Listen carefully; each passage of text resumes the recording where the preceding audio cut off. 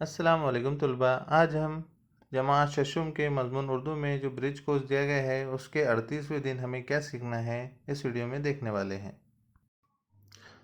आओ मालूम करें, हम जिस घर में रहते हैं वहाँ और कौन कौन रहता है। उस्ताद वालिदैन के ज़रिए कोर्स में दिए अल्फाज की मदद से नीचे दी हुई खाली जगह में तरतीबवार लिखिए, जैसे अम्मी, अब्बू, बड़े भाई वगैरह। आओ अहलियत पैदा करें, दर्ज झैल अल्फाज गौर से पढ़ो और अपने खुद के घर में कौन कौन रहता है बताएं। देखिए तुलबा को यहाँ पर क्या करना है, नीचे देखिए कौस में बहुत सारे अल्फाज दिए गए हैं आपको, जैसे नाना, नानी, छोटा भाई, अम्मी, खाला, दादा, मामू, दादी, मुमानी, खालू, अब्बू, बड़ा भाई, चचा, छोटी बहन, बड़ी बहन, नौकरानी। इस तरह से ये हमारे रिलेशंस हैं, है ना, रिश्तेदार हैं। तो आपके खुद के घर में कौन, इनमें से कौन कौन रहते हैं वो आपको मश्क में लिखना है नीचे। चलिए देखते हैं मश्क किस तरह से हल करना है।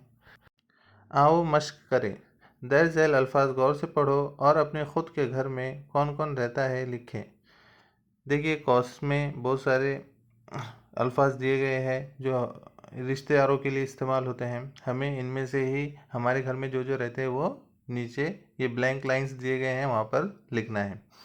तो चलिए सबसे पहले लिखते हैं हम, कौन रहता है हमारे घर में सबसे पहले। देखिए इसमें पढ़िए, अम्मी रहते हैं, ठीक है, अम्मी और अब्बू। इसके बाद छोटा भाई, छोटी बहन, दादा, दादी, इनमें से जो भी आपके घर में रहता है वहाँ वो आपको यहाँ पर लिखना है। चलिए देखिए लेफ़्ट साइड में आओ तख़यलाती बने, चैलेंज है। आओ अपने उस्ताद या वालिदैन की मदद से लिखें क्या दर्ज झैल में से हमारे घर में कौन नहीं रहता है। अब क्या करना है हमें, हमने जो राइट साइड में क्या किए, जो हमारे घर में रहते हैं उनके नाम लिखे हैं ना। अब जो घर में नहीं रहते हैं वो लिखना है।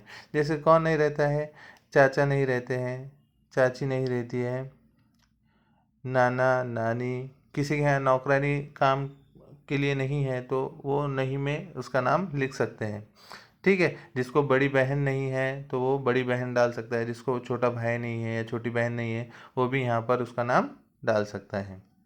तो इस तरह से 38वें दिन की मश्क यहाँ पर ख़त्म होती है।